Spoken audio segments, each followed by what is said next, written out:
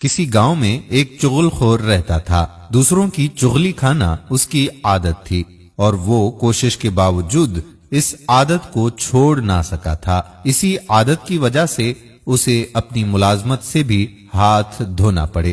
کچھ دن وہ اپنی جمع پونجی پر گزر بسر کرتا رہا۔ پھر جب نوبت فاقوں تک آ گئی تو اس نے گاؤں کو چھوڑ کر کہیں اور قسمت آزمانے کا فیصلہ کر دیا۔ وہ تھوڑا سا ضروری سامان ساتھ لیے سفر پر روانہ ہو گیا۔ چلتے چلتے ایک اور گاؤں میں جا پہنچا۔ یہ گاؤں اس کے لیے نیا تھا اور اسے وہاں کوئی نہیں جانتا تھا۔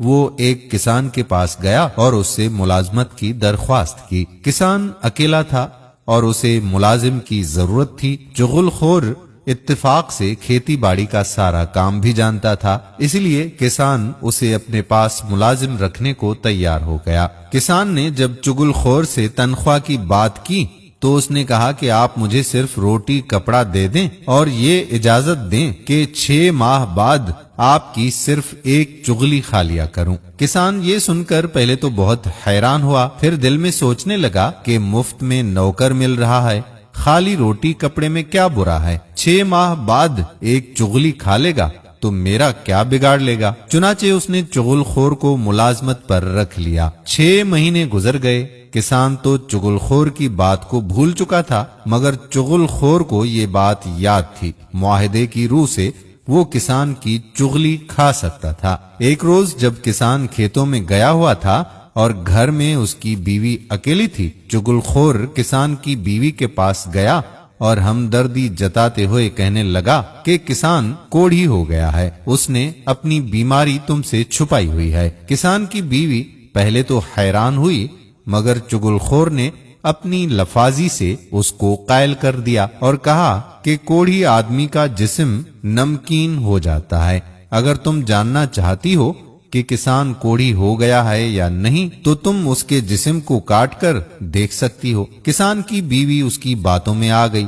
اس نے یہ سوچا کہ اس طرح نوکر کے سچ جھوٹ کا پتہ بھی لگا دیا جائے۔ وہ بولی کہ کل جب میں کسان کا کھانا لے کر کھیتوں میں جاؤں گی تو حقیقت کا پتہ لگاؤں گی۔ چغل خور نے اب کھیتوں کا رخ کیا۔ فصل پک جانے کی وجہ سے کسان 2 روز سے گھر نہیں گیا تھا۔ چغل خور کسان کے پاس پہنچا اور اسے بڑی رازداری کے ساتھ کہنے لگا کہ تم یہاں کھیتوں میں کام کر رہے ہو اور ادھر تمہاری بیوی پاگل ہو گئی ہے اور پاگل پن میں آدمیوں کو کاٹنے دوڑتی ہے۔ کسان سوچ میں پڑ گیا۔ چغل خور نے کہا کہ اگر تمہیں میری بات کا یقین نہیں آ رہا تو کل جب وہ کھانا لے کر آئے گی تو اس وقت دیکھ لینا۔ کسان کو اپنی بات پر قائل کر کے چغل خور کسان کے سالوں کے پاس گیا اور ان سے کہنے لگا کہ تمہارا بہنوئی تمہاری بہن کو مار مار کر ادموا کر دیتا ہے اور تم ہو کہ اپنی بہن کی خبر تک نہیں رکھتے۔ کسان کے سالوں نے جب اس کی بات کا یقین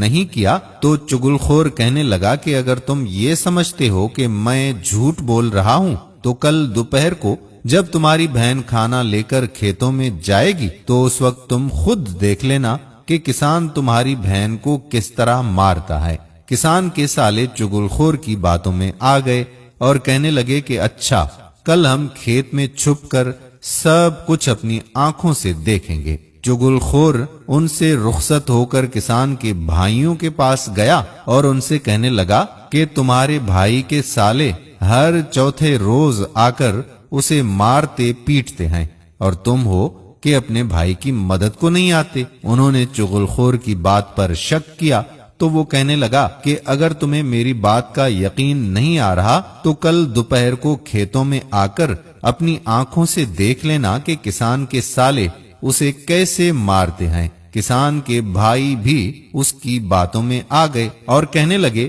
کہ ہم بھی دیکھتے ہیں کہ وہ ہمارے بھائی کو کیسے ہاتھ لگاتے ہیں۔ چغل خور ان سب سے یہ باتیں کر کے واپس آ گیا اور اپنے کام کاج میں اس طرح سے مصروف ہو گیا کہ کسی کو پتہ ہی نہیں چلا کہ وہ کہاں گیا تھا اور کہاں سے آیا ہے۔ اگلے روز کسان کی بیوی کھانا لے کر کھیتوں میں گئی۔ کسان اس کے قریب ہونے سے ڈر رہا تھا اور وہ کسان کے قریب ہونے کی کوشش کر رہی تھی تاکہ اس کے جسم کو کاٹ کر دیکھ سکے کہ نمکین ہے یا نہیں۔